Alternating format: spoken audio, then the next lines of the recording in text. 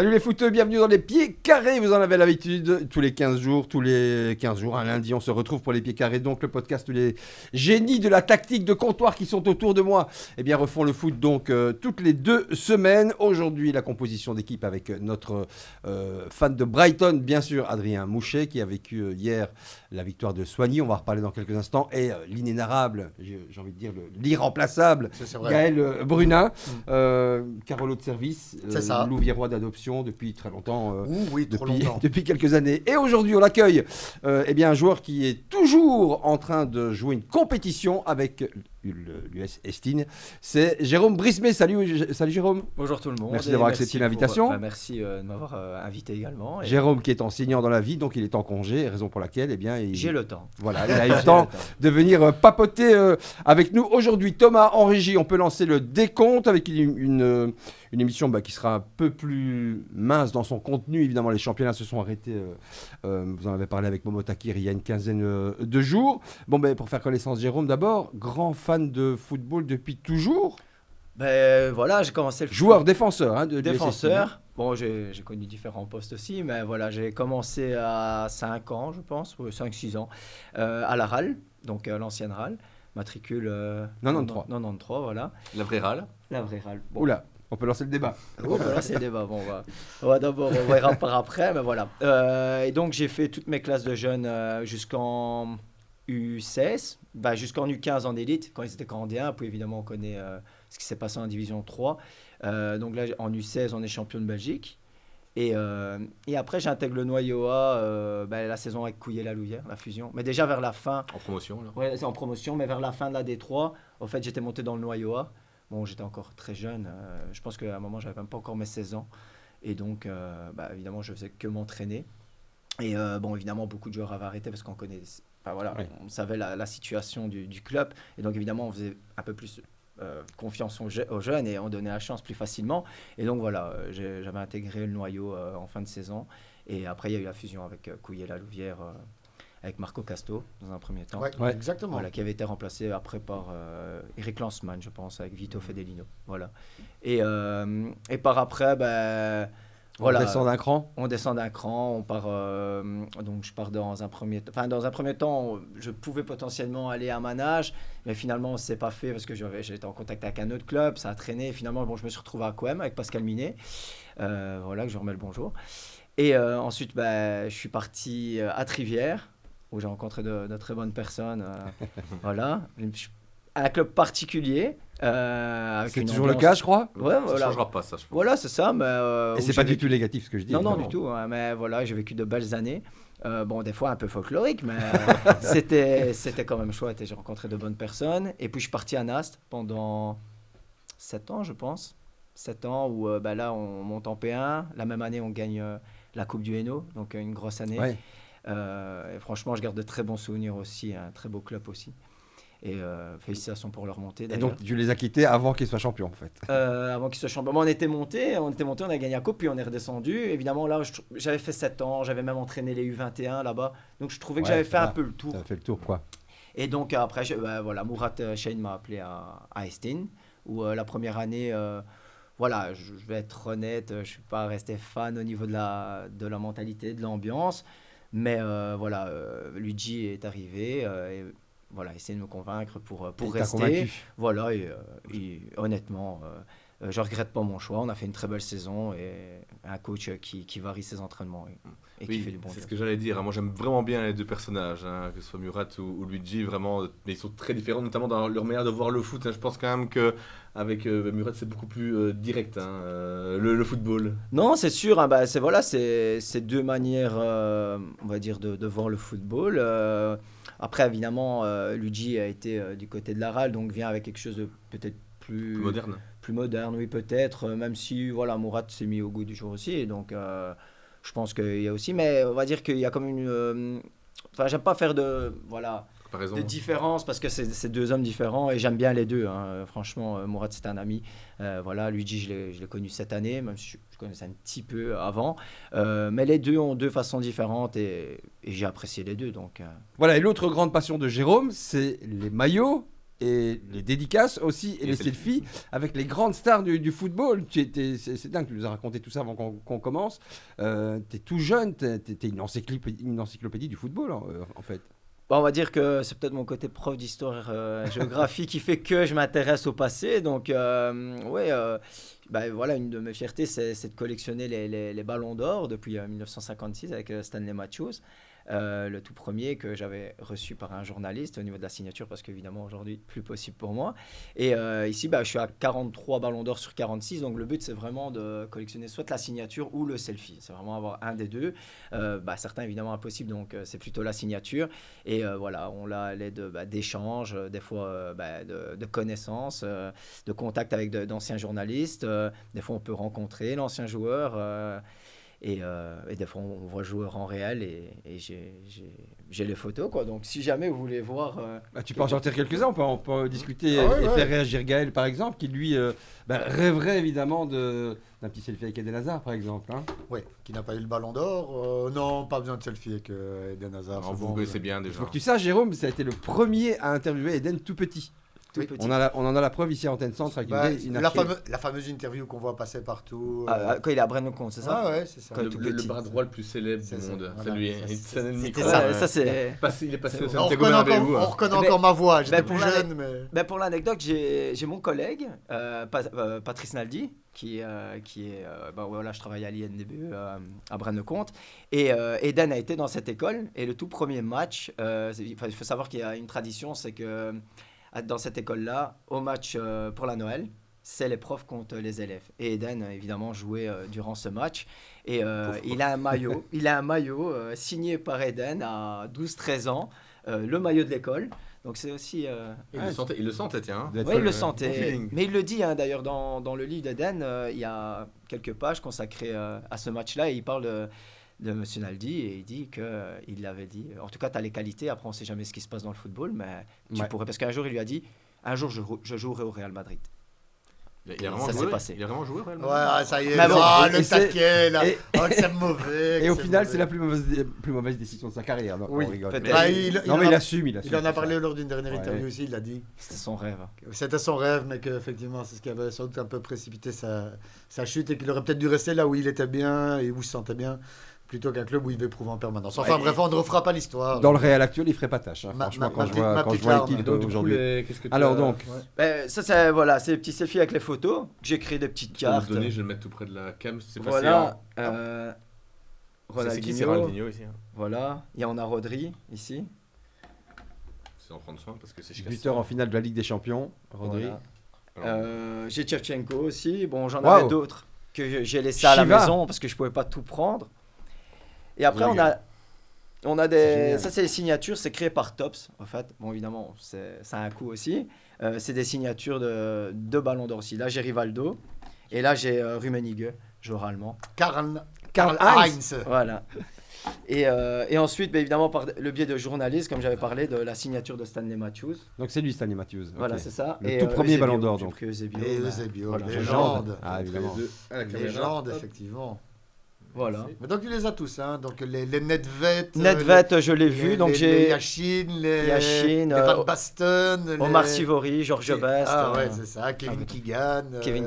Donc quand je vous disais que c'était une encyclopédie, c'est assez impressionnant.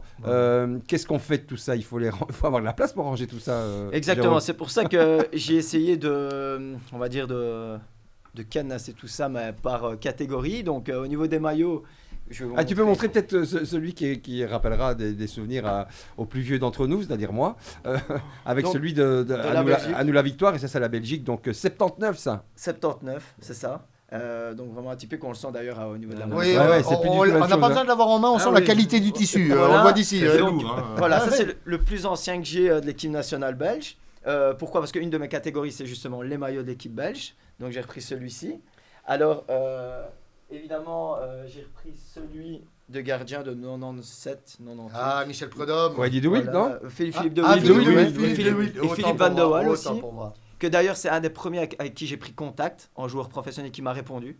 Donc je voudrais remercier aussi Philippe Van de Waal parce que franchement, un gars qui vient de Gauzet, c'est- un Charleroi. voilà. C'est le fameux gardien. Encore et toujours. C'est la hein. taille de Philippe La Vandewaal, classe. non non, c'est la taille. je pense pas. Peut-être, mais je doute parce que c'est quand même. Ouais, une c'est un costaud. castard, hein. Ouais, c'est ça. Ouais. Alors, Et celui qui est génial, c'est celui du film À nous la victoire. à nous, la Franchement, victoire. celui-là, il est fantastique. Hein. Adri, toi, t'étais même pas Non, moi je encore connais né. pas. Toi, tu retournes en enfance, ça se voit Ouais, des yeux. Ça pétille complètement. là. Bon, et Voilà. Gaël aussi. Bah, Gaël aussi. ouais, Ça, c'est la réédition. c'est une référence ce film. Voilà, du maillot du film. Et effectivement, dans le film, on voit Pelé, on voit Bobby Moore, on voit Sylvester Stallone. Ardiles, Stallone, donc, Voilà. et tu as eu Paul Van Imst, Et qu'on Paul voit Van 12 Imst, secondes. voilà, dans le film. on a été le rencontrer pendant une bonne demi-heure où il nous a servi le café. C'était le rêve de mon collègue qui a maintenant. Ouais, qui est d'une 50, autre génération que 56 ans. toi, qui C'est est ça plus qui a évidemment l'ancien prof d'Eden. Et lui, c'était Disneyland. Bah, pour Van lui, Imst, c'était Voilà. c'était le Pelé de l'époque. c'était Exactement. voilà. Et il a signé. Le Pelé donc- blanc, comme on disait. Ouais. Exactement. Exactement. Voilà. Et Ah, donc- les deux autres catégories, et puis j'en termine avec le maillot. Comme ça, j'ai. Donc, Bah, celui que tu portes déjà, il est très original, très joli. Il est celui-là, magnifique, celui hein. là. c'est Il vrai. est magnifique. Mais ça, c'est pour. Voilà, j'ai choisi celui-là parce que j'hésitais avec les deux maillots de la Belgique. Pourquoi? Déjà, j'ai fait un petit sondage sur mon Instagram où on m'a conseillé évidemment celui-ci. Mais c'est aussi parce que voilà, ma mère collectionne les assiettes Bock, tout Ah, ce qui est ouais. faïencerie. C'est le maillot third de la RAL, hein, ça. Ouais, Pour c'est ceux ça. qui savent pas. C'est le C'est ça, collector en magnifique. lien avec l'histoire et pour faire un petit nœud Ouais. aussi avec ma maman. Et donc, je l'ai acheté parce qu'il était un peu Très joli. En plus, t'aurais eu trop chaud avec les maillots là, je pense. Voilà, je pense Studio. bien. Il est vraiment réussi celui-là, je trouve. Et Et alors, il y en a un autre de la RAL que tu as dans la Voilà, main. mais ça, c'est les maillots portés en match. Je collectionne ceux de la Jupiler Pro League. Donc, il y a toujours le patch. Si Ok. je l'ai eu cette semaine par Gueulette, Samuel Gueulette, ok. qui me l'a offert et je le remercie C'est aussi, également. c'est aussi le nom que tu as dans le dos, en plus. C'est quoi, Aussi, c'est un joueur voilà, bien j'aime bien celui-ci. Enfin, ce Ouais, il est joueur-là. très sympa en même temps. Ouais, sympa. Et donc les matchs one, donc là j'ai déjà 8 clubs de Jupiler Pro League. Parce que j'en ai plusieurs voilà, qui m'ont offert ça. Et ensuite, c'est les maillots floqués et signés. Donc ici, bah, pour les supporters de la Juve, j'ai Ah, voilà de belles couleurs. Enfin, quelqu'un Voilà. qui a du goût.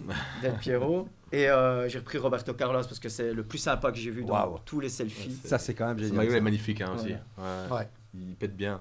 Avoir Et le les- maillot de Roberto Les Carlos. matchs forts, ils sont lavés ou pas Moi, je les lave. Ouais. Sauf quand ils sont signés. Parce qu'après, Ah ouais, après, ouais, ça, c'est c'est sûr. la signature. Ouais. c'est ça. Voilà, globalement. Voilà, donc Ouais, on ouais. vous le disait, hein, vraiment un passionné de, Et on de- attend l'exposition. Hein, c'est de, le- de football et une expo un jour ou l'autre. Voilà, avec mon collègue, voilà, comme je vous dis, qui est conseiller à Braine-le-Comte, il voudrait potentiellement faire ça ou suivre les traces de Pascal Delmoitier. On doit prendre contact Avec son avec foot lui. fair play. Voilà, pour voir s'il va continuer ou pas, parce que bon, évidemment, l'âge est là aussi, parce que c'est une super exposition. Et c'est vrai qu'il m'a proposé, bah, vas-y, continue, ou tu fais une nouvelle, ou...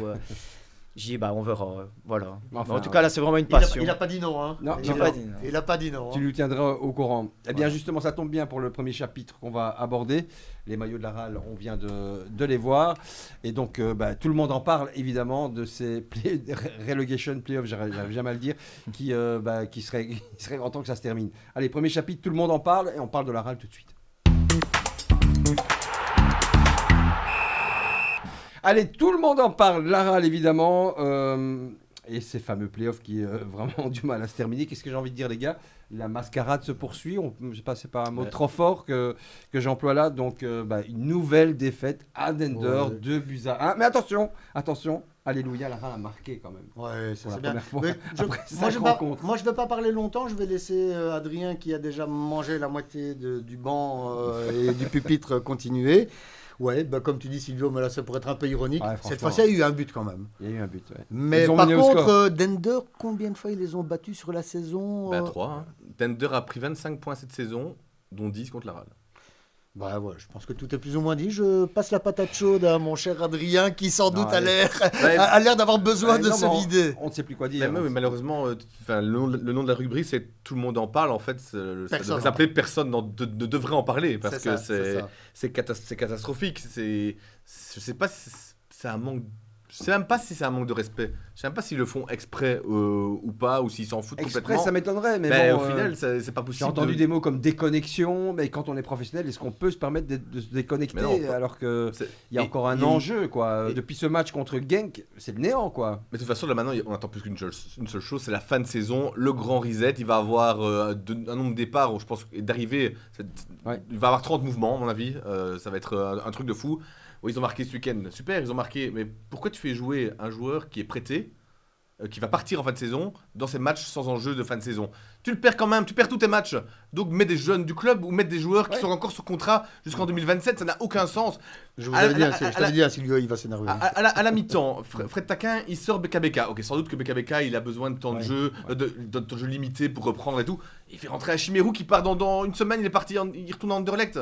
Mais à quoi ça sert ? À quoi ça sert d'avoir une école de jeunes avec 400 jeunes ou même plus ? C'est pour ne jamais en faire monter un dans les matchs. Je vous préviens direct, ça va être les seuls, vu la nouvelle réforme du championnat, ça va être les seuls matchs pendant des années où la RAL n'aura rien à jouer et pourra être tranquille à mettre des joueurs qui, et même s'en foutent du résultat. Perdre 2-1 à Dender avec l'équipe quasiment type, avec une petite rotation, ou perdre 3-0 à Dender avec des jeunes qui font ce qu'ils peuvent, les supporters, ils ont choisi, à mon avis. Ils prennent les jeunes pour les voir un petit peu. Mais quel intérêt de donner du temps de jeu à des joueurs comme Fall qui sont partis en fin de saison ? Je ne comprends pas. Où est-ce que tu construis là ? Oui, et pourquoi ne pas faire plaisir aussi aux garçons de la RAL B qui ont vraiment bien joué. Il y a des exemples, il y en a beaucoup dans l'équipe. Et, ils s'en foutent de la RAL B. De petits cadeaux, quoi. En plus, c'est des gars qui vont intégrer les U21. Donc certains, potentiellement qui pourraient être pris par Taquin, mais beaucoup Taquin qui va rester. Oui, Taquin va rester, mais pour revenir à la RAL B, beaucoup ont déjà fait leur sac et sont partis définitivement de la Wolves Academy et du club. Donc c'est un manque de... En effet, tu as raison, il aurait pu au moins les 3 meilleurs joueurs avoir un quart d'heure de jeu en Pro League contre Dender. Il n'y a plus rien à jouer, Dender va te battre, alors on s'en fout au final. Jérôme, je sais pas si... Ouais, c'est vrai, je reviens sur ce qu'il dit. On est dur peut-être, mais... Voilà, non, parce ils avaient fait pour un montant, ils avaient fait une chouette saison jusqu'à un certain moment, et puis d'un coup, ça s'est arrêté. Non, voilà, moi comme je dis, je suis un fan depuis mon enfance de la RAL, mais à un moment, il faut rester objectif. Ils jouent les play-downs, on sait très bien qu'ils arrivent dans ces play-downs de manière quand même confortable. Sauvé. Avec 0 en jeu pratiquement. Voilà, exactement. Ouais, dès que Dender perd, on va dire 3-4 points, c'est terminé. Donc, comme il dit, le but, c'est déjà montrer qu'on peut faire confiance aux jeunes, même si des fois c'est un peu utopique, on est d'accord, parce qu'on a tendance à faire ces transferts et c'est rare quand un jeune de la RAL et même dans plusieurs clubs, je dis la RAL. Charleroi aussi. Voilà, c'est rare quand on voit un jeune jouer. Ce qui est triste, parce que ça veut dire que dans tout le Hainaut, je ne vais même pas dire le centre, je vais élargir. Dans tout le Hainaut, on ne peut pas trouver un jeune qui peut s'imposer dans le Hainaut ou qui peut avoir du moins quelques minutes. Ça m'attriste un peu. C'est interpellant.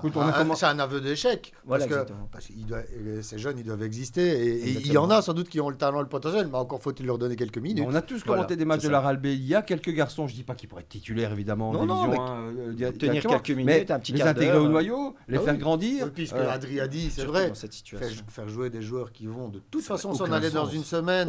Si tu veux un peu préparer, essaye au moins de donner un peu de temps de jeu à des gens qui restent au moins chez toi. Surtout si t'es sauvé. Tu pouvais potentiellement. Mais tu peux perdre 8-0 demain. Voilà, c'est ça. Rien à perdre. Tu t'en fous, tu perds 8-0 ou 2-1, c'est la même. Si tu prends 8-0 avec quelques jeunes, les supporters ne t'en voudront même pas. Il y aura une excuse, il y aura une raison. Là, hier, tu perds 2-1 de manière lamentable à nouveau. Il n'y a aucune excuse, absolument aucune. Franchement, là, je suis total raccord. Je suis sûr que les gens auraient préféré une défaite 4-0 contre Dender, mais avec des jeunes de la Louvière, plutôt qu'être battu avec l'équipe type et des gens qui vont de toute façon se casser. Donc, mais il l'a fait seulement avec le gardien réserve où il est en train de tester Célestin de Screvel là parce que Marcos Peano il va partir, il y a de bonnes chances qu'il parte, donc il est en train de le tester. Mais pourquoi est-ce qu'il fait pas ça sur d'autres postes ? Je ne comprends pas. C'est toujours plus facile de mettre un gardien, je trouve. Ouais. Sans doute. Je vais pas dire moins sollicité parce qu'on sait très bien, mais bon, il sait qu'une de ses forces c'est quand même son assise défensive de base. Qu'il a quand même perdu sur ces matchs-ci. Je sais, mais si on prend le parcours, on va dire depuis le début de l'année, c'est ça qui fait un peu la force. Je pense qu'il y a plusieurs 0-0 quand même. Une solidité, mais devant, ça manque de verticalité. Il y a 2m5 de Fall, c'est tout.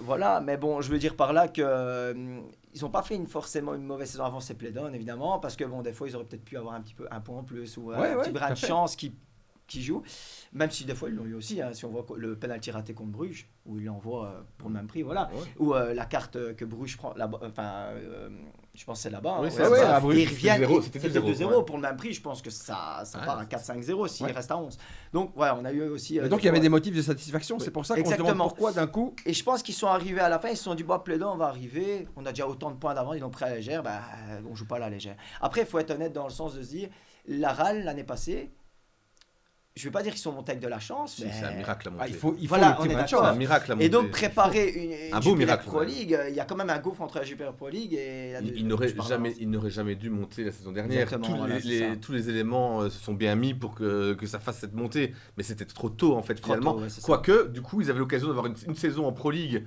où il y a absolument pas de descendant en direct, donc il y a juste un barragiste, et donc c'était l'occasion, au lieu de prendre 4 joueurs prêtés. Pourquoi tu vas pas tenter des petits coups avec des joueurs même de division de amateurs? Division inférieure. Il y a Virton qui va être champion, il y a Mons, il y a quand même de la qualité dans cette Tubize. Il y a des joueurs. Quel intérêt de prendre des joueurs qui sont prêtés? T'en prends un parce que mais on n'y va plus dans les divisions inférieures prospectées. Non, et pour revenir une dernière fois sur cette histoire de quasiment pas de rotation de Frédéric Taquin, à mon avis, il y a aussi un truc qui rentre dans la balance. C'est qu'en fait, on parle quand même du petit budget de D1, la RAL. Les joueurs de la RAL sont les moins bien payés de la division. Si les titulaires et qui ont re-signé ne jouent pas ces matchs-là, c'est des primes de match en moins pour ces joueurs-là. Et donc, sans doute que Fred Taquin veut aussi contrôler le vestiaire et faire jouer des gens qui ont besoin de gagner de l'argent aussi. Et je pense que pour ne pas perdre son vestiaire, c'est aussi un critère. Ouais, il doit peut-être y avoir de ça, effectivement. Comme ils doivent gagner des primes au point, gagner, ou même à l'apparition. Effectivement, vu les petits salaires, peut-être qu'ils se disent entre eux, on aimerait bien quand même. Métier, quoi. Et c'est pour ça que je pense que Marcos Peano est déjà parti. Parce que lui, on l'écarte sans trop de problème. Donc à mon avis, il a eu son transfert, ou ça en passe de se faire. Et en tout cas, il s'entraîne encore, je pense. Hein. Oui, mais il a eu son transfert, donc il s'est dit, bon, c'est bon, je fais une croix sur les deux-trois feuilles de match, là, feuilles de match, c'est pas très et grave. je pars. Quoi, voilà. Bon, ben voilà, il y aura un dernier match ce soir samedi contre le Cercle de Bruges ici à domicile. Un petit mot sur les supporters, peut-être, quand même. Vas-y, Adrien. Oui, qui ont quitté, les Ultras de la RAL qui ont quitté la tribune d'Adender. Pas en contestation. Voilà, justement, ils ont bien précisé dans leur communiqué que c'était par rapport à, tout à coup, en plein milieu du match, une interdiction de montrer leur drapeau qui fait partie de leur culture. Pardon. Et voilà, ils ont quitté le terrain, le stade, parce que pour eux, c'est pas acceptable, tout simplement. Et moi, je les rejoins sur la dernière partie de leur communiqué, où ils disent, est-ce que vraiment c'est quelques drapeaux le problème dans une tribune, dans un stade de D1 belge où il n'y a que 900 personnes? Voilà, je vous laisse en juger, mais à mon avis, ils ne sont pas dans le faux là. Ok, il fallait le dire, et tu as bien fait de le dire. Par rapport à la saison prochaine, on a appris il y a quelques jours que Tony Thury donc, deviendrait le directeur sportif du club. C'est pas le terme utilisé. Hein. Ils veulent pas. Manager général. Voilà, donc ça veut. C'est parfait par rapport à ce que j'allais dire. Est-ce que c'est normal qu'un club pro, ça a été le cas de Charleroi depuis quelques années déjà, évolue sans directeur sportif? C'est quand même un poste clé dans un club professionnel. Oui, c'est vrai. Particulier, non? C'est particulier. Avant que Frutos arrive à Charleroi, il n'y avait pas de directeur sportif depuis longtemps. C'est sûr, mais je pense que, voilà, comme on a dit précédemment, en play-down, c'était quasiment fait. Et donc, ils se sont dit, on va faire la fin de saison sans ce poste-là. Et de toute façon, je pense qu'il y a peu de chances que quelque chose nous arrive. Et peut-être voir pour la saison prochaine qui on prend. Oui, mais officiellement, il n'y aura pas. Mais il n'y en aura pas. Sportif. Donc c'est particulier. Après, honnêtement, par rapport aux attentes ou aux objectifs que doit réaliser un DT en fin de saison, je ne les connais pas assez. Honnêtement, pour juger, je vous le dis honnêtement. On ne juge pas, moi je pose juste la question. Non, pas juger, mais un club pro doit avoir un directeur sportif. Oui, c'est clair. Mais par rapport aux attentes, après c'est sûr qu'il en faut un, parce qu'évidemment des attentes, parce que ça fait beaucoup, hein. il en a. Toi c'est parti, vers Vermeulen est parti, ça fait beaucoup. Hein. Moi, exactement. Ce qui m'inquiète, et je pense qu'on en avait déjà parlé, c'est surtout l'entre-soi dans lequel le club risque de tomber. Avec, c'est la famille, hein. Tony Thury, c'est le neveu de Salvatore Kouraba.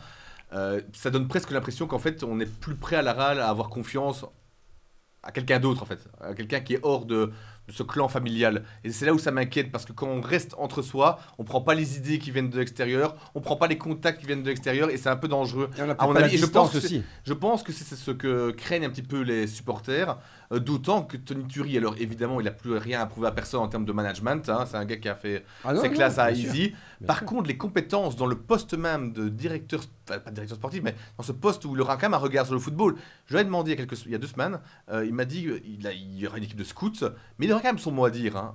Lui, il va négocier les contrats, il va parler avec les agents, mais néanmoins, c'est un moment, si Tony Thury ne le sent pas avec un joueur, il va le dire quand même. Donc il aura son mot à dire sur le sportif. Donc c'est là où moi j'ai un peu peur que son profil purement... Pas purement, je dis pas que derrière en foot, hein, c'est pas vraiment ce que je veux dire, mais son profil très administratif, je pense que ça peut aussi notamment créer un manque de contact, et le réseau est important, Voilà, j'espère simplement qu'ils vont se les créer, c'est possible. Mais c'est là, je pense, où on peut s'interroger. Ouais, peut-être ce manque de fibre footballistique. C'est plus sur le niveau des compétences, effectivement, sur le domaine sportif, parce que, comme tu l'as dit, niveau management, il est bien, même si le management dans une société privée, dans un club de foot, mais pour négocier ça reste très différent, parce que d'aucuns se sont cassés les dents, mais là c'est pas le cas. Ok, mais Salvatore Chiaroma a toujours dit que son modèle, c'était easy. Donc, oui, c'est ça. Enfin, dans l'histoire du football, le nombre de clubs qui se sont plantés en voulant adapter le modèle d'une société. Enfin bon, ici, ils s'en sortent pas mal à ce niveau-là, donc on va pas cracher là-dessus du tout, puisque ça fonctionne plutôt pas mal. Par contre, sur l'aspect sportif, j'espère qu'ils savent sans doute mieux ce qu'ils ont à faire que moi. Mais quand on perd quand même David Verwilgen, dont tout le monde a dit qu'il avait quand même apporté beaucoup de choses, et Frutos, dont on a dit qu'il avait apporté beaucoup de choses, et qu'on ne les remplace pas ou qu'on n'entend pas les remplacer, il y a quand même un signal fort, c'est de dire, eux, ils nous ont apporté pas mal de choses au niveau sportif, ils sont plus là, mais on ne va pas les remplacer. Moi, effectivement, si j'étais un supporter lambda, je ne serais pas totalement rassuré. Mais c'est qui le meilleur joueur de la RAL? Peano. Peano, pourquoi est-ce qu'il est à la RAL? C'est sans doute parce que Frutos... Voilà, c'est les réseaux.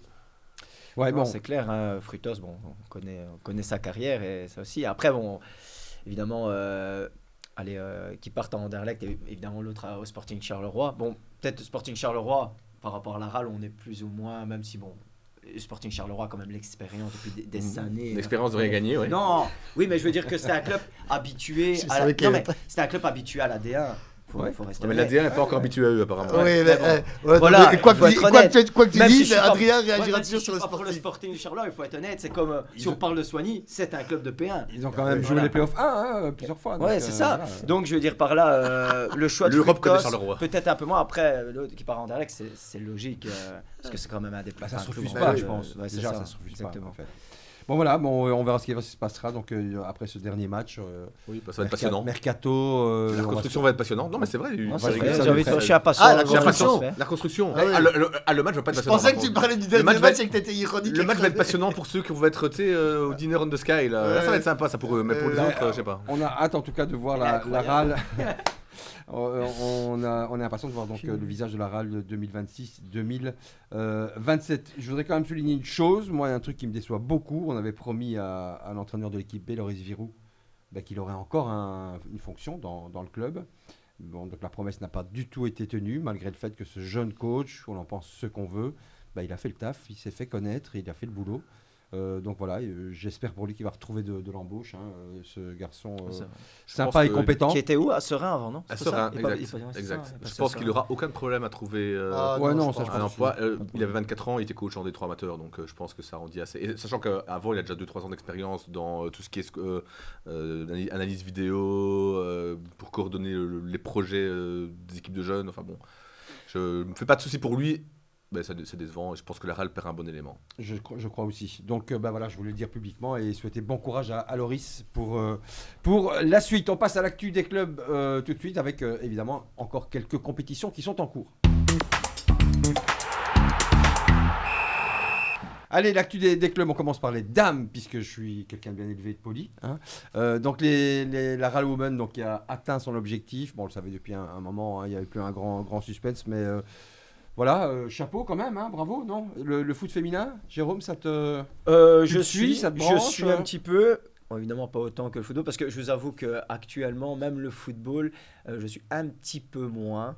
Parce que, évidemment, quand je vois un exemple, si je compare la Coupe du Monde, je suis hors contexte, mais la Coupe du Monde 2006, avec le nombre de joueurs, de stars, et que je vois aujourd'hui le football... Ouais. Je ne vais pas dire que... Petite nostalgie. Ouais, petite nostalgie, mais je trouve ça moins attractif. Mais non, voilà, je suis quand même le résultat. Notamment. Non, mais... Le foot a réservé aux deux en face. Non, mais j'ai vraiment connu... Le foot a fort changé, c'est vrai. Voilà, le foot, il a changé. Même Benzema le dit dans une interview. Il dit, aujourd'hui, qui est fan de foot, il ne regarde plus forcément. Ouais, c'est vrai. Parce qu'il y a peut-être moins de joueurs. Si on prend le top 10, un exemple du Ballon d'Or, le 9e, des fois... Ouais. C'est limite si on le connaît. Vous voyez, quand je vois le top 50 en 2006, c'est hallucinant. Vous pouvez voir, il y a plein de vidéos. Il n'y avait que des stars, quoi. Exactement. Je pense que le regard qu'on a sur le passé est quand même toujours un peu influencé par la nostalgie. Donc moi, je me réserve ça. Je pense que les pratiques de consommation du football ont changé parce que les jeunes ont changé leur manière de regarder les écrans, notamment avec tout ce qui est TikTok et tout. Oui, c'est vrai, il paraît que j'ai lu une étude là-dessus. Les jeunes regardent beaucoup moins les matchs en entier. Ils se contentent des highlights sur les réseaux. Alors que nous, on est déjà des vieux, en fait, donc je regarde un match, je le regarde en entier, même les multiplex et tout, j'aime pas. Moi, je veux voir le match. Le gros problème, c'est qu'il y a trop de matchs. Oui. Avant, on attendait le match du samedi. On attendait le match du samedi. Il y a on se mettait saturation. dans sa télé. Vous voyez, aujourd'hui, on peut tout suivre. Toute la semaine, il Oui, peut y oui, avoir. Exactement. et si tu veux, tu as des matchs partout dans tous les championnats, tous les soirs de la semaine. Comme C'est dit, ça. c'est du 7 jours sur 7, tu peux voir des équipes de D1 jouer. Et alors, je parle même pas des Coupes d'Europe. Oui, c'est ça. Avant, il y a encore 15-20 ans d'ici, tu avais une affiche Real Madrid-Manchester. Tu l'attendais toute l'année, c'était en demi ou en finale. Là, parfois, ils se rencontrent 5 fois sur la saison, ça, 3 c'est- fois en poule. Ouais, c'est fou, ouais. C'est l'argent. Ça n'a plus de saveur. On se dit, bah, je rate ce match-là, c'est pas grave. Il y a aussi bien la semaine prochaine. Voilà. Mais pour revenir à Real Women, oui, je suis parce Oui, que c'est je regarde à chaque fois l'émission du dimanche, et donc évidemment, des fois, vous diffusez ça. Donc oui, je suis de cette manière-là. Après, je serais pas capable de citer 6-7 joueuses. Bon, on en a reçu une ici, en tout cas, on a passé un super moment avec Charlotte. Hein. Mhm. C'est vrai, hein, Exact. c'était vraiment sympa. top. Donc voilà, mission accomplie. Elle termine 2e du classement. Pas mal du tout, avec le même nombre de points qu'Anderlecht, qui est quand même une référence dans le foot féminin Anderlecht B. belge. Et donc, il va y avoir de nouvelles têtes, une nouvelle coach. Il faut, je pense que le gap qu'il y a entre la D1 et la c'est Super vrai, League, c'est vrai. ça va être monstrueux. Tu as dit, elle finit derrière Anderlecht, oui, elle finit derrière Anderlecht B. Ouais. En Super League, il y aura Anderlecht A, Ouais, Louvain, il y aura tous les gros clubs. Ouais, chez l'Anderlecht, c'est costaud. Hein. c'est- Bruges et- aussi. Franchement, je sais. Après, il y a une entraîneuse qui arrive, donc Audrey de Moussy qui connaît la série, elle était à Zult dans cette série-là. Je pense que c'est un véritable atout. À mon avis, il va falloir aller chercher des profils, notamment en Flandre, vu qu'elle a travaillé en Flandre, parce que je ne sais pas si dans la région, dans les 50 km de Rion ici, je ne sais pas s'il y a assez de bonnes joueuses. Non, en fait, je suis sûr qu'il n'y a pas assez de bonnes joueuses de la région pour jouer en Super League. Donc, il va falloir élargir, peut-être à la France. Je suis curieux de voir aussi ce qu'ils vont faire, là, tout le Qui a staff. gagné la Super League? C'est OHL, hein. Michel, parce que ce que j'allais dire, C'est pas parce encore que fini, je pense. Hein. j'ai des élèves aussi, j'avais une élève qui est repris en équipe nationale et tout ça, et notamment elle disait les joueuses de l'OHL, même en jeune, c'est hallucinant, c'est fort. Hein. Mais bon, il y a des moyens, hein, évidemment. Exactement. Depuis qu'OHL est passé sous pavillon. D'ailleurs, il y a beaucoup de là, joueuses qui sont en équipe nationale qui sont Et reprises. elles ont passé de le l'OHL. premier tour de la Ligue des Champions. Hein. Ta réflexion est juste, hein, à mon avis, il va falloir. Le problème, c'est que je suis pas sûr qu'en Wallonie, tu aies déjà assez de qualité au niveau du nombre de joueuses. Même en Wallonie, ouais, c'est vrai que Oui, je disais 50 non. km, mais c'est Ah, peut-être on peut élargir. ouais, Tu ouais. peux Ils à mon ont- avis, tu peux élargir à Alors, toute la Wallonie. Il faut quand même pas, elles ont faut des- quand même pas se voiler la face quand tu vois. Déjà, le foot en général, flamand et wallon, il y a quand même. Il y a rien. Mhm. Il n'y a pas de comparaison. Foot féminin, Si, encore pire. il y en a une énorme de comparaison, mais chez les filles, je pense que c'est encore Mais alors- pire. Donc, à mon avis, c'est beaucoup plus structuré, elles sont beaucoup plus fortes en Flandre. C'est vrai. Donc, la RAL va devoir aller chercher là, ou alors, comme tu dis, la filière française, parce que là, il y a de la qualité Ouais, c'est ça. et il y a des joueurs à profusion.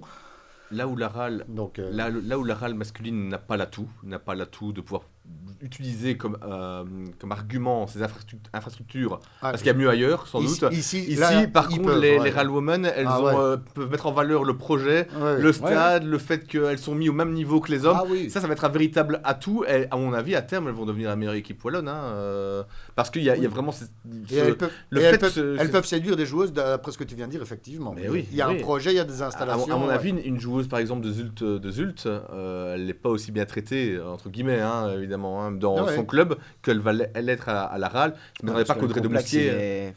Il y a sinon aussi.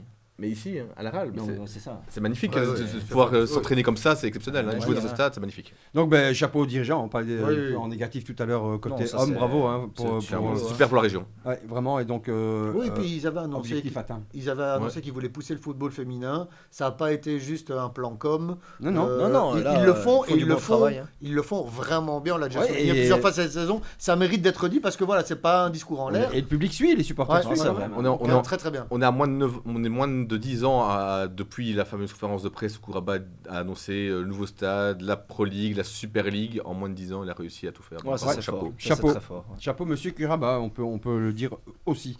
Allez, on revient dans notre bonne vieille provinciale. Tu étais à Soigny dimanche hier, donc Adri, à la revanche sur Onéchin, elle a eu lieu 3-0.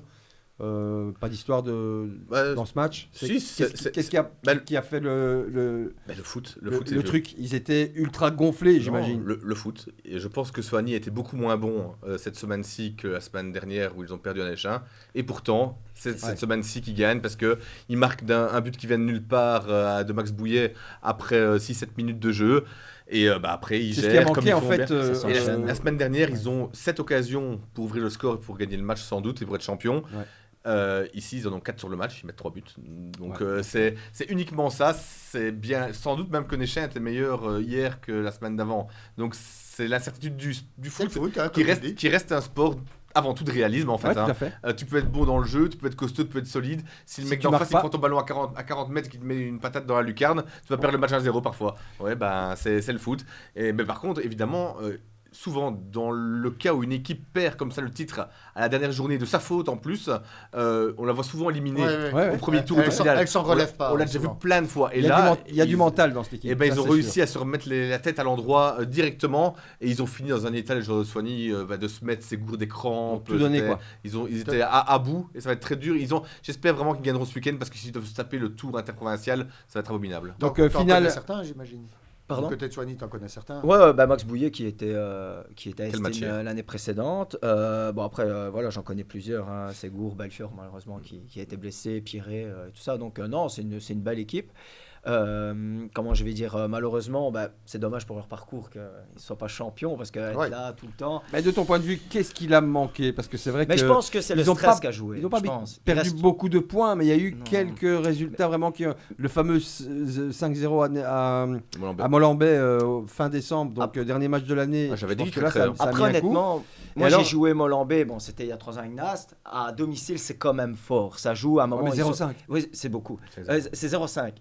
Non, c'était 5-0. C'est à Molenbeek. 5-0, c'est ça. Donc, à Molenbeek, nous, ils avaient été réduits à 10, je me souviens à l'époque. Et c'était rouleau compresseur, même à 10. Donc, honnêtement, le terrain, il n'est pas évident du tout. Et je reviens au même constat qu'avec Nechin. Évidemment, ils perdent des points là-bas. Mais moi, je le savais, j'avais dit à mes coéquipiers d'Estin. Il restait 3 matchs, j'ai dit Soigny, ils sont en stress, ils ne seront pas champions. Et c'est triste, mais vous allez voir. Je le sentais. Surtout que j'ai vu le match nul. Le calendrier n'était pas évident. À Jemap et à À part Montigny, évidemment. Mais là, c'était sûr. Et Molenbeek jouait la même. Oui, c'est ça. Donc ça s'annulait. C'était quasiment le même calendrier des équipes. Voilà, c'est ça. Mais quand j'ai vu que le dernier match, c'était à Nechin. Déjà, ils ont une ambiance très particulière. C'est pas des mauvais joueurs. À domicile, c'est quand même assez bon. Le terrain, il n'est pas forcément évident aussi. Donc, on revient un peu au même constat que Molenbeek. Après, Molenbeek, quand je vois les stats aussi, ça marque beaucoup. Ils ont des joueurs de dingue à Molenbeek. Ils profitent de leur proximité avec la France aussi. Exactement, ils méritaient aussi leur titre aussi. Mais je veux dire que pour la continuité, le fait qu'ils ont toujours été quasiment premiers, c'est dommage pour eux. Après, je suis content pour eux qu'ils gagnent 3-0 à domicile. Maintenant, comme il dit, j'espère qu'ils n'ont pas été épuisés dans les réserves pour... Ils ont été loin. Il y a eu cette défaite à Jemap à 2 matchs de la fin du championnat qui a fait quand même mal. C'est là que ça se joue. Après, Jemap, c'est une belle équipe aussi. Ce sera la finale. Ce sera la finale le week-end prochain. Ok, finale, donc c'est ça. Jemap qui a éliminé Gosselies. Jemap qui est une équipe qui a fini à 10 points au classement de Soigny. C'est le paradoxe, pas le paradoxe, mais c'est la règle tout simplement de ce tour final. Soigny qui n'a pas battu Jemap cette saison, donc une défaite, un match nul. Sans doute qu'ils partiront quand même favoris, les Soignégiens à domicile surtout. Mais jouer à domicile, c'est quand même important. Ça t'étique. Jemap qui était annoncé avant la saison comme le grand nom de cette P1 parce qu'ils ont signé des joueurs qui venaient de divisions supérieures. Ça va être compliqué. C'est pas gagné, mais en tout cas, comme tu l'as dit, Silvio, ce qu'ils ont dans la tête pour se remettre comme ça, ou Stégal, peut-être qu'il a dit, mais en tout cas, c'est chapeau à eux. Hier, ils ont fait vraiment un gros match. Ils passent souvent des trucs. J'allais dire si c'était un truc intéressant, c'est moi qui. Ouais, non, c'est moi qui l'ai dit, je pense. Intéressant, c'est lui. Intelligent. Ça peut être Jérôme, sans doute. Si c'est un truc intéressant, ouais. Allez, on reste dans le tour final, mais avant de parler de Athènes Saint-Pierre, j'y étais hier. Ça faisait longtemps que j'avais vu un match aussi dingue. On en vient à Estin, bien sûr. Jérôme, donc 0-3 à pâturage pour ce match. Vous étiez, on lisait partout, invité surprise, Estin invité surprise du tour final. C'est le cas ? En début de saison, c'était l'objectif quand même du club, c'était d'essayer d'accrocher le tour final. Alors moi objectivement, début de saison, il y a des arrivées, nouveaux joueurs, il faut une nouvelle dynamique. Et comment je vais dire, moi objectivement, j'avais dit avec mon coéquipier Yuri Villa, je remets le bonjour, on parle un peu dans l'auto et je lui dis que pour nous on a l'équipe pour jouer la 4e, 7e place, donc il y a possibilité d'aller accrocher, même si ça va être compliqué parce que cette série a été quand même pas évidente. Relevé quand même, beaucoup d'équipes du centre aussi. Athènes Saint-Pierre qui quand même qui est costaud. Il faut être honnête, au complet c'est très costaud. On a l'Heureux qui avait fait une équipe pour monter, Nas un très beau collectif. Peut-être qu'ils gagnaient tout juste, 2-1, 0, tout ça, mais c'était une équipe qui était compacte. Ouais. Défensivement, ça n'encaissait pas beaucoup.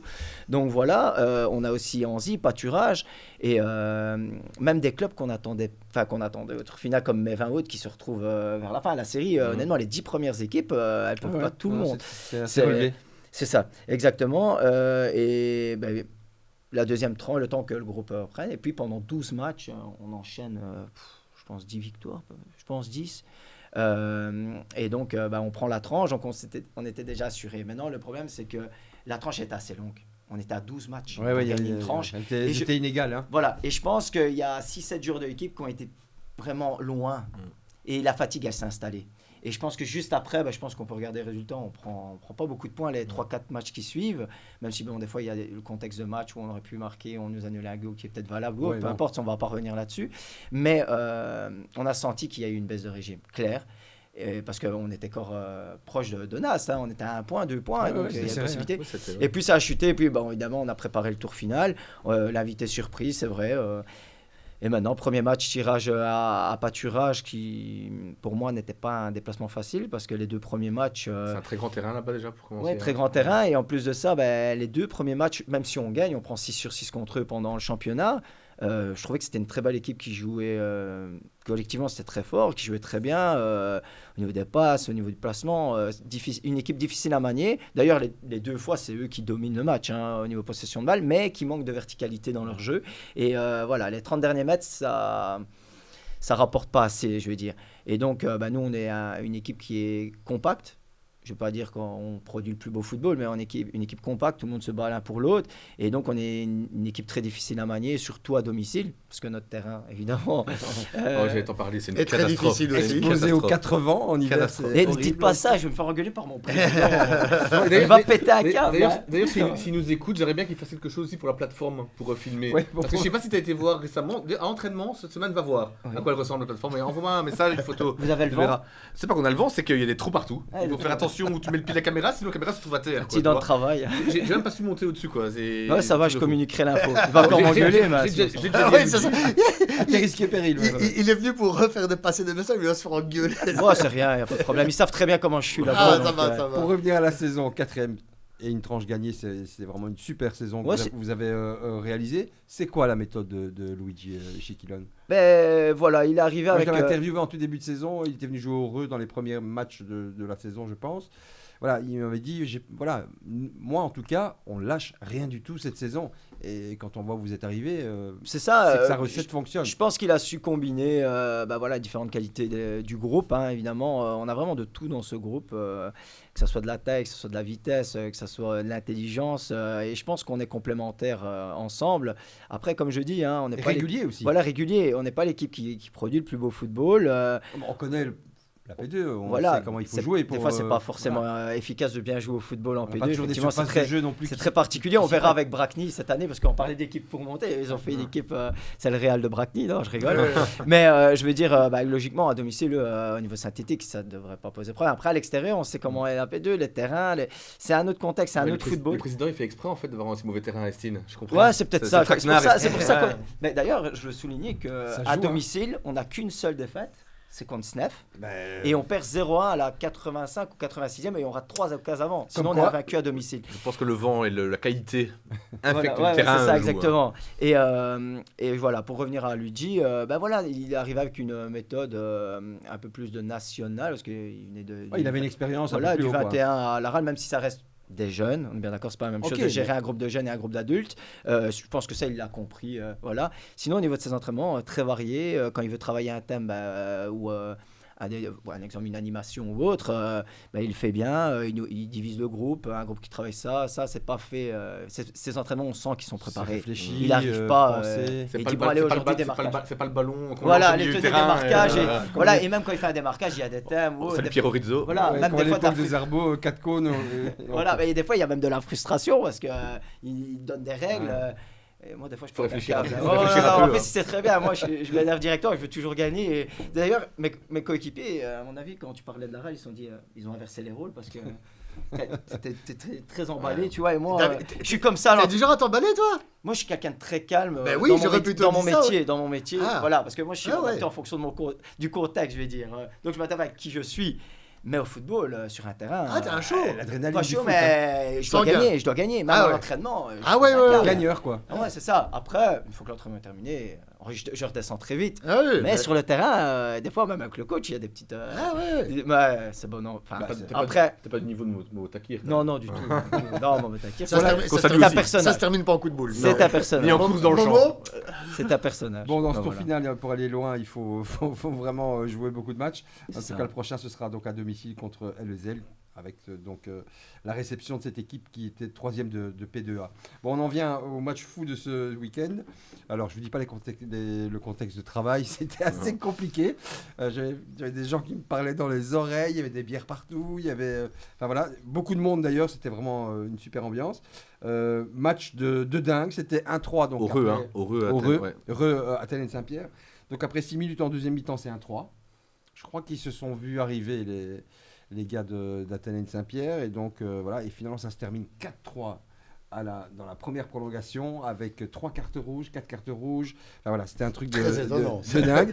Match vraiment épique d'Heureux. Et alors, ce qui est fou, c'est que samedi matin dans la presse, interview de Piero Rizzo, qui n'y croit pas une seule seconde. Ouais, c'est du bluff, ça. C'est du bluff. C'est la superstition. Non, il disait, cette semaine, il n'y a eu quasi personne à l'entraînement, machin. Pierrot, ça fait 25-30 ans qu'il dit les mêmes interviews. Pierrot qui a pris une carte rouge. À mon avis, si on l'écoute, il n'y a jamais personne à l'entraînement, il n'y a pas de souci, ça coûte 0 € en eau chaude la semaine. Et après, c'est bon, on connaît les détours de Pierrot. Hein. Non, il ne le fera pas. Hein. Qu'est-ce que tu en penses, toi? Dans le genre folklorique, effectivement, Pierre Rizzo, il règle les interviews. Après, on attend l'interview de Pierre Rizzo. On s'éclate.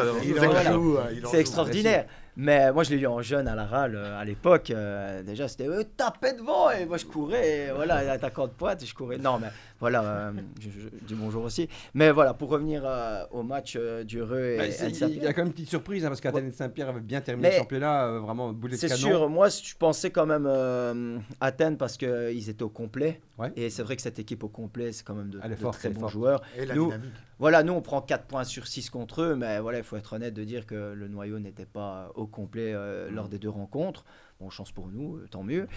Et au niveau du Heureux, moi j'ai pas joué le match aller là-bas. J'ai joué que le match retour à la maison.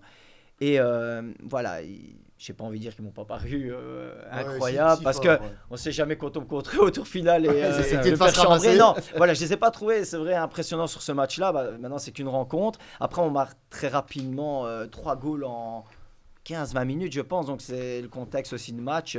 Bizarre, bon, après, ils reviennent à 3, mais on gère bien. Et même à 10, parce qu'on était réduit à 10. Donc, moi, honnêtement, dans le tirage du tour final, j'avais plus peur d'avoir pâturage que Athènes ou l'Heureux.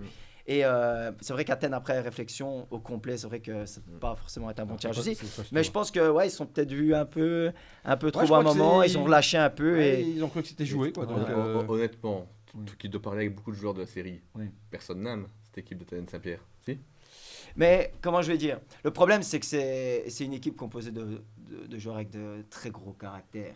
Bon, des fois un peu fier, c'est vrai. Bon, après, je vais pas dire sur un terrain, je pourrais. J'ai eu ma réponse. Non, mais je veux dire, je pourrais peut-être avoir le. Enfin, les autres personnes pourraient avoir le même ressenti venant de moi, parce que je suis quelqu'un qui veut gagner. Eux, voilà, ils veulent gagner. C'est dans leur mentalité. Après, peut-être que la manière avec laquelle ils le font laisse à désirer pour certains joueurs, parce que je connais des joueurs qui sont quand même assez calmes. On l'a quand même aussi avec Momo Takir il y a 15 jours ici. Ça s'est quand même un peu aplani. Ça a déjà été pire par le passé. Ils sont plutôt dans une phase de rédemption. Il y a parfois des petits soubresauts, mais hier après le match, c'était quand même. J'ai fait Estine contre Athènes, alors que tout allait bien. Il y a quand même une embrouille en fin de match entre eux. Donc, non, c'est ça, mais non, c'était un truc en dehors. Avec le public, dans le public, c'est ça exactement. Les joueurs se sont mêlés quand même. Voilà, exactement. Tu as quelque chose quand même, tu vois. C'est ça, évidemment, il y a des tensions. Après, bon, on est avec 2 équipes, ils se connaissent tous. Et donc évidemment on veut gagner, l'autre l'a mis, l'autre chambre. Hier soir dans l'émission, dans C'est Foot, il y a deux joueurs de chaque équipe qui sont venus. Je crois que c'est Trussard et Zamuto qui sont venus. Je les ai croisés et je dis ça va les gars, c'est retombé. Il me dit bah ouais mais on se connaît tous de toute façon. Donc il y a un peu de cinoche entre guillemets quoi. C'est le folklore, mais par contre, folklore de la provinciale. J'avais l'impression de sentir une petite tension non pendant l'émission. Enfin Zamuto il était un peu dégoûté. Ils étaient dégoûtés parce qu'il il a dit à la fin ah non je vais pas soutenir l'Heureux pour la suite. C'est ça. Après je peux comprendre. Ils étaient à deux doigts de passer donc voilà. Mais quand tu vas te faire éliminer, voilà. C'est ça, c'est pas évident. Une heure après, c'est pas évident. Par rapport au Heureux, une petite question. Comment vous avez vécu, vous, à l'intérieur du groupe, à Estine, le moment où on a cru que Luigi partirait Heureux ou vous avez été déstabilisé par ça. Non, parce qu'ils ont gagné dans la foulée, ils ont gagné le match. Mais c'est bizarre, non, avec le match qui arrivait le samedi. Il a été honnête avec nous. Il a clairement évoqué les faits le mardi, je pense, ou le jeudi, peu importe. Mais il a été honnête avec nous. Il nous a pris à part 5 petites minutes pour nous évoquer qu'on l'avait appelé et qu'il avait refusé parce que ça se fait pas de partir encore et surtout en plus qu'on joue ce match-là important. Après c'est tout à son honneur de l'avoir fait et voilà donc il a continué. Après il aurait pu se planter après 2-3 matchs avec Estine, donc il a pris peut-être des risques aussi. Il a été honnête, il a tenu parole et voilà. Donc ça me rappelle une certaine époque avec Jean-Louis Achille qui est passé. Pas en parler moi de ça. Si un exemple on parle de on a vu Mourad et Lecoq partir et Osley partir. Mais bon, il faut remettre dans le contexte. Mourad c'est son club de cœur. Bien sûr. Trivière. Luigi, l'Heureux, je pense pas qu'il ait un lien fort avec ce club-là. Mais voilà. Après, évidemment j'étais à pâturage, mais j'aurais voulu vivre. Cette rencontre même dans les tribunes parce que quand c'était interviewé c'était quand même chaud. C'est la beauté du tour final. Franchement, juste avant je désinguais un peu le tour final avec Soigny qui avait 10 points d'avance au jeu map et qui doit jouer cette finale. Mais ces rencontres-là c'est exceptionnel. Le scénario de match, l'engouement du spectacle, c'était très tendu quand même. Très prolongation sur le terrain et en dehors. La pluie qui tombe. Il y a eu le déluge à un moment. Je crois que le match allait être arrêté parce que le ballon n'ouvrait même plus. La carte SD de Silvio qui arrive à terme juste avant la fin du match. S'il y avait eu des pénaltys, on n'était même pas sûr de pouvoir les filmer parce qu'il y avait tellement eu d'arrêts de jeu que les cartes avec lesquelles on filme, il n'y avait plus de place dessus. Félicitations à ces deux équipes pour le spectacle. Mais chapeau vraiment pour le spectacle. Pour le public. Les joueurs quand ils sont venus hier soir que je les ai croisés. Et franchement chapeau. Donc ça passe pour l'Heureux qui accueillera Étainbourg au tour prochain. Un petit mot quand même sur le tour final de P3. On attendait beaucoup de Morlanway qui a fait une super saison, deuxième, vraiment désolant. Ça passe pas pour eux en tout cas. Ça casse pour Morlanway qui est éliminé directement. Ça passe par contre pour Carnières. Carnières. Bravo, Renaissance Carnières. Et donc, chapeau au coach et aux joueurs. Jonathan Debèze, notamment du côté de Morlanway. Il y a une grosse déception parce qu'ils auraient bien voulu repartir de la P2 la saison prochaine. Et donc, ça donne Lyon, Carnières. Non, je sais pas si c'est comme ça. J'ai pas regardé qui joue contre qui. C'était pas une finale directement? Non, c'est long, je pense. En P3, c'est long. C'est très long. P3, P4, c'est interminable généralement. C'est déjà interminable en P2. Il y a qu'en P1 où tu es tranquille. Seulement si tu gagnes la finale parce que si Soigny perd ce week-end, ils sont partis pour jouer le 31 mai, je pense. Triangulaire, c'est ça? Non, c'est encore pire. En P2, c'est triangulaire dans la même province. Soigny, ça va être avec les autres provinces. Donc c'est l'enfer. C'est l'enfer. Ok, voilà, la saison de manage et de match sont terminées. Un petit mot quand même sur l'URLC, qui peuvent le faire. Pour son premier match au tour final, l'emporte et poursuit l'aventure. Peuvent aller chercher la montée. On pourrait avoir une petite surprise là, non? Une équipe. Une super équipe. Moi, je tiens à dire un petit mot parce que j'ai toujours été un petit peu.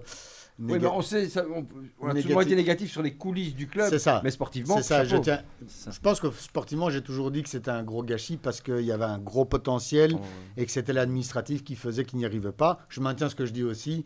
Se retrouver là où ils se retrouvent quand on sait d'où ils viennent, c'est un petit peu dommage. Cela dit, je suis le premier à reconnaître que c'est bien. Ils gagnent et c'est très chouette qu'ils aient la licence. Donc voilà, on s'en réjouit, évidemment. Ça n'efface quand même pas toutes les dernières années. Les 73 coachs, je grossis le trait, mais les 73 coachs en 4 saisons, ça traduit quand même quelque chose au niveau de la gestion, la dégringolade de plusieurs divisions d'affilée. Donc voilà, je voulais remettre une petite pièce parce que j'ai vu que cette bonne guerre, ils ont bien raison dans leur communication. Ils n'ont pas hésité un petit peu à allumer les gens qui soi-disant ne croyaient pas en eux. Dont on faisait partie. Sans doute, et c'est pour ça que moi je prends mes responsabilités. C'est pas qu'on ne croit pas en eux, on constate. On constate juste. Alors, c'est vrai que quand on voit qu'on change autant d'entraîneurs, À un moment, c'est vrai que quand on voit qu'on révélateur.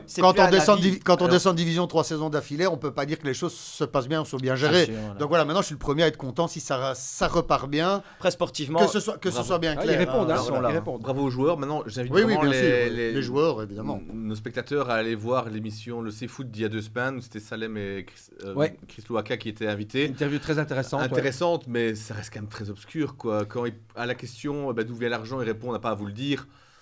Ah, c'est vrai, ils n'ont pas à nous le dire. Mais d'ailleurs, ils nous le disent pas. Mais on aimerait bien le savoir quand même, quoi, parce que ça reste quand même très obscur. Oui, enfin bon, voilà. Je voulais juste mettre une petite pièce au trou quand même pour être clair. Mais en tout cas, ils sont toujours bien vivants. Final, donc, et tant mieux. Ils ont éliminé Warem et ce sera Momal, une équipe de Détroit A, le prochain adversaire. Voilà, le temps additionnel le chrono s'est arrêté, les amis. On passe tout de suite au temps additionnel et on va parler d'un des plus grands matchs sans doute de ces 15-20 dernières années en Ligue des Champions. Vous devinez qui, bien sûr, avec donc le temps additionnel tout de suite. Allez, le voici, le temps additionnel. Bon, vous avez tous vu le match, ce fameux match PSG-Bayern, un truc de malade. Exactement. Je crois que c'était même mieux heureux dimanche.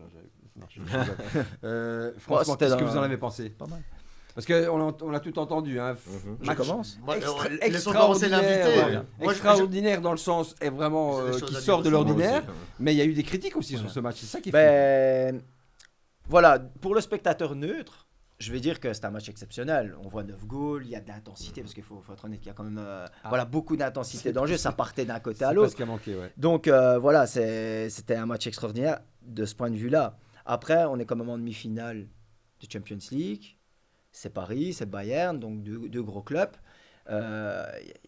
Au niveau stabilité défensive, ça laisse à désirer. Je peux comprendre que certains... Mourinho, je pense qu'il dit mais c'est un score d'NHL ou quelque chose comme ça. Simeone aussi de la Critico qui disait moi je suis pas du tout fan de ce genre de score. Après, c'est sûr que Simeone il va défendre parce que lui... On vient de citer les noms. Juste petite digression. Simeone et Mourinho. C'est béton. C'est pas ceux qui étaient les plus connus pour jouer ouvert. Exactement. Ils ont fait des résultats. Oui, non, mais je veux dire que maintenant, c'est vrai qu'au niveau stabilité défensive, ça laisse à désirer, mais... Si on regarde les occasions, il n'y a pas beaucoup d'actions. Parce que je pense que... pour moi, comment je vais dire, par rapport au nombre d'occasions, je pense que c'est 70% dans le goal. Donc voilà, les défenses ne concèdent pas non plus énormément d'occasions, mais à chaque occasion, c'est quasiment goal. Donc, il y a tellement de joueurs de grande qualité sur le terrain des deux côtés que voilà. Moi, j'aimais le spectacle, comme tout le monde. On serait fou si on aimait le foot et si on n'apprécie pas ce spectacle-là. Par contre, c'est sans doute la preuve qu'il n'y a pas besoin de 22 bons joueurs pour faire un grand match. Parce que clairement, là, il y avait 11 bons joueurs ou 12 bons joueurs, c'est les 6 offensifs de chaque équipe. Défensivement, c'était pas bon. Les gardiens n'ont pas été bons ni l'un ni l'autre. Donc, pour faire un grand match, il y a juste besoin de bons attaquants, en fait. Je pense qu'il faut pas la conclusion. Je pense qu'il faut pas disséquer le match en disant les attaquants étaient bons, les défenseurs étaient mauvais. Je m'explique pourquoi. Parce qu'en fait, c'est deux coachs qui privilégient les dépassements de fonction. Donc, on a montré plein d'exemples des deux côtés, des défenseurs qui deviennent attaquants, et puis évidemment, ça laisse de l'espace dans le dos et tout ce qui s'ensuit. Donc, c'est pour ça aussi qu'il y a eu beaucoup de buts. Mais il y a eu des joueurs catastrophiques en défense quand même. Le problème, c'est que le football moderne, on demande beaucoup le dédoublement des backs. Et des fois, repli défensif, où on ne couvre pas. Ouais. C'est dommage à ce niveau-là, quand même, de ne pas couvrir le back qui monte ou le milieu def. Tout le monde n'a pas été bon dans ce match, c'est clair. Je n'ai pas encore donné mon avis. Alors, moi, je trouve que c'était un match fantastique. L'erreur, ce serait de penser aussi que c'est... J'ai entendu, c'est ça le nouveau football. Non. C'est un match exceptionnel. Comme vous l'avez dit, il y a une intensité qu'on a rarement vue, voire jamais vue pendant 90 minutes. Avec un enjeu pareil. Je pense que ça a beaucoup joué. Je pense que c'est un match qui est parti très vite, avec très vite des buts. Et donc, ça s'est répondu. Je ne suis pas certain, comme disent tous les gens, que le match retour sera du même acabit. Je pense pas. J'en suis pas. Si on écoute les gens disent d'office, c'est sûr, parce qu'ils ont la même philosophie. C'est pas toujours une question de philosophie. Il suffit qu'il n'y ait pas de but qui tombe au début et que le match se ferme. Bref, ne boudons pas notre plaisir. Ça ne veut pas dire que ce qu'on a vu, c'est comme ça chaque semaine. Maintenant, je suis d'accord aussi avec certaines remarques qui disent que le football, c'est aussi une défense et parfois... Dans les années 80, même bien après, on pouvait apprécier les connaisseurs, un bon 0-0 avec des super gestes défensifs, bien sûr. Mais bon, le football, ça reste quand même de gagner, de mettre un but en plus que l'autre. Donc, moi, j'ai pas été choqué et je pense pas que si on met tous les défenseurs qu'on a vus bout à bout, que ce sont des mauvais défenseurs. Ce match est parti complètement en vrille, mais dans une bonne vrille. Mais je pense que ces mêmes défenseurs peuvent tenir un 0 derrière aussi. Donc Donc voilà, moi je pense que c'est un match exceptionnel qui sort un peu de nulle part, mais qui n'est pas du tout révélateur de ce qui va se passer avec ces équipes à chaque fois. Tout comme penser que le Bayern est capable de mettre 5 buts, mais qu'il va en prendre 4 à chaque fois. C'est pas vrai non plus. Et les chiffres sont là. Donc voilà. Ne boudons pas notre plaisir, mais il y en a toujours. En fait, quoi qu'il se passe, il y en a toujours un pour dire. C'est pour ça que je rappelle justement le nombre d'occasions qui n'est pas forcément énorme non plus. Tu fais bien de le dire. L'efficacité. En fait, il y a eu une grosse efficacité. Voilà, c'est ça, exactement. Les passoires dans les mais et c'est ça qui rend le match magique, en fait. C'est ça. Enfin, le Bayern, quand même, ça fait quand même 2 fois en championnat qu'ils sont menés de 3 buts. Donc on parle des défenses un peu. En championnat, ils mettent leur équipe Z, et puis une fois qu'ils sont menés 0-3, ils mettent 4 titulaires. C'est un jeu, je crois, en fait. C'est devenu un jeu. Ils sont souvent menés, ils reviennent. Mais ce qui est très drôle, c'est que ces 2 fois-là, il faut voir la tête de compagnie à la mi-temps. Oui. Le contraste. La tronche qu'il fait. Faudrait pas que ça devienne systématique. Mais enfin bon, si à chaque fois ils arrivent à marquer un but en plus que les autres, en remonter 3, parce que ça aussi, ce match. Moi, le Bayern, t'es mené 5-2. Contre Paris, alors qu'il reste encore 30 minutes à jouer. Il faut avoir des ressources mentales quand même. Mentales, physiques, et il faut avoir confiance en soi. Et le PSG qui relâche un peu. C'est là où je dis que c'était un grand match, mais évidemment, c'était pas parfait. Paris, c'est impossible à 5-2, c'est impossible, ça finit à 5-4. Là, je suis d'accord avec toi. Est-ce qu'ils ne vont pas le regretter? Là, je suis d'accord avec toi. S'il y a une équipe, pour moi, par contre, celle qui gagne, s'il y a une équipe qui doit regretter, c'est Paris. Parce qu'à 5-2, pour moi, on est presque dans la faute professionnelle. On est d'accord. Cadenassé, et c'est là où je dis que les défenses n'ont pas été bonnes. À 5-2, je dis. À 5-2, c'est une faute professionnelle d'en prendre 2. Tu mènes 5-2 contre l'un des favoris vraiment pour gagner carrément la Ligue des Champions. J'espère qu'ils vont pas le regretter. Ouais, c'est possible. Moi, j'espère qu'ils vont le regretter. Tant que tout le monde sait pour qui je suis. Hakimi blessé en plus. Hakimi blessé, c'est très important dans cette défense. Je pense que ça peut être un mal pour un bien, parce que ça va sans doute être Zahir Emery qui va prendre sa place back droit, qui va être beaucoup plus dur sur l'homme, sur Luis Diaz. Donc je suis pas certain que ce soit vraiment une perte. Pour Paris, non. Je suis pas sûr. Je pense que et du coup c'est ce qui va sans doute créer un match plus fermé. Mais attention, si jamais le Bayern marque un goal, là par contre, il va leur manquer beaucoup Hakimi. Ouais, c'est ça exactement. C'est ça que je veux dire. Je suis d'accord avec toi qu'ils ont un but d'avance, donc c'est pas plus mal. Mais par contre, s'ils en prennent 2 assez rapidement, ils doivent refaire un score. Et tu joues à Munich. Là, Zahir Emery, c'est pas son poste de prédilection et c'est pas un offensif. Le contexte du match retour va être complètement différent. Et à Munich, tu sais que tu vas probablement en prendre un.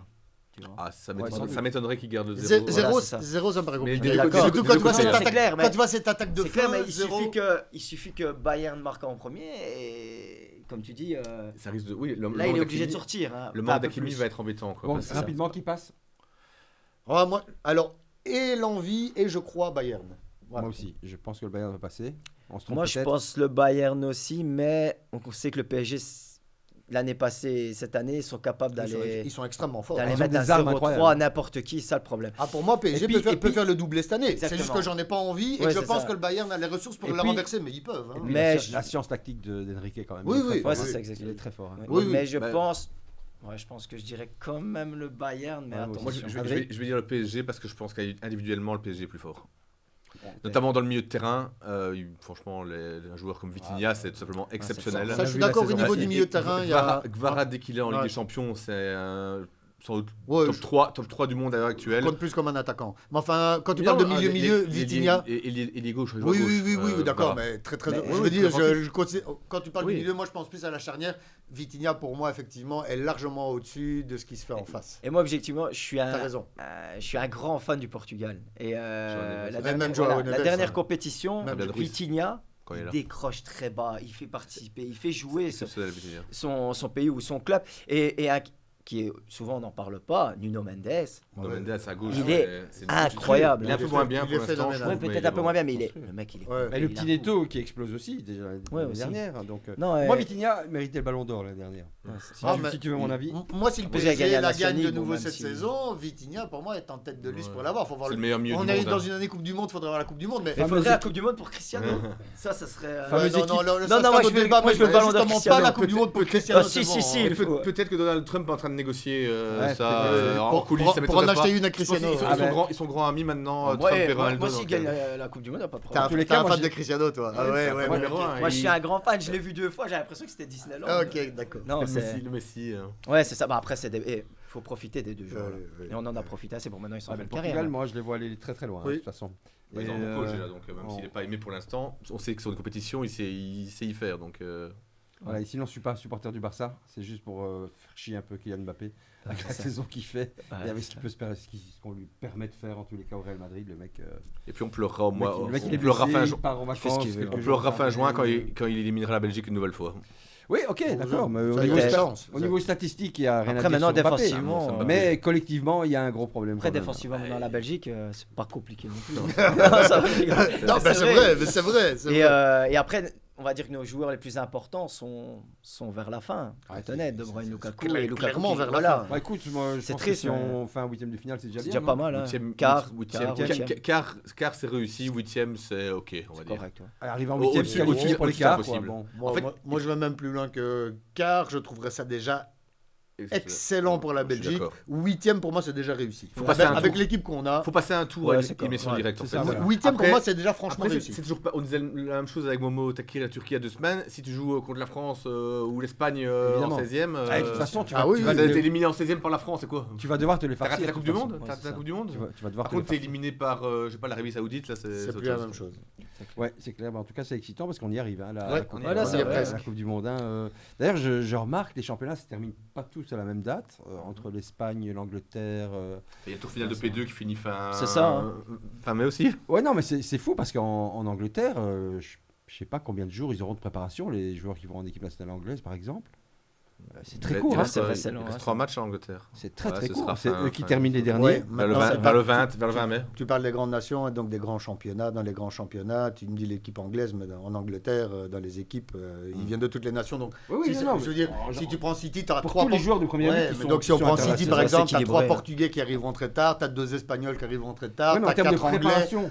Oui, oui, c'est mais vrai. donc toutes les, C'est vrai, c'est pas- toutes les nations seront impactées, les grosses nations seront Ouais, c'est ça. Ah impactées. oui, oui, pas que l'équipe anglaise, évidemment. Oui, c'est ça. sûr. Vous avez, Mais oui, tu as raison. vous avez vu passer cette interview hallucinante de Mourinho qui était où le soir de PSG Bayern Non, Guardiola. Non, Guardiola. Guardiola, pardon. À Il était Stockport. à- ouais, il Stockport, regardait un match Stockport, je de pense. deuxième Ouais. division, je pense, Stockport. troisième. Troisième. Il est allé Troisième voir. division. On lui a posé la conférence. Portville.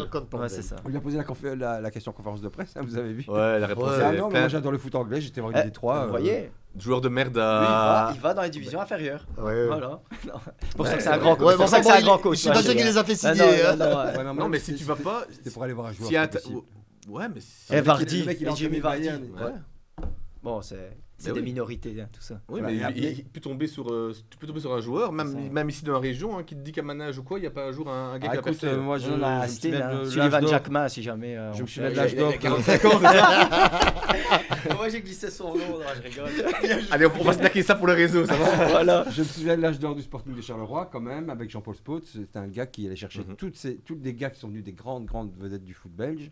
Bah, il les a trouvés en Détroit des deux. Hein. Ouais. Les Ils Van sont les Van devenus- Vleuten, les Philippe Albert. Ah, les... ça sent le foutage dégueulasse. Non, je dis, ils sont devenus vedettes du foot belge le Bon, jour où allez, ils ont quitté Charleroi, en allez, fait. termine. Philippe Albert, ça a été au-delà. Termine l'émission, il va dire trop de conneries, là, c'est bon. Donc voilà, effectivement. Vedette à moi, Charleroi, je et suis- puis quoi encore.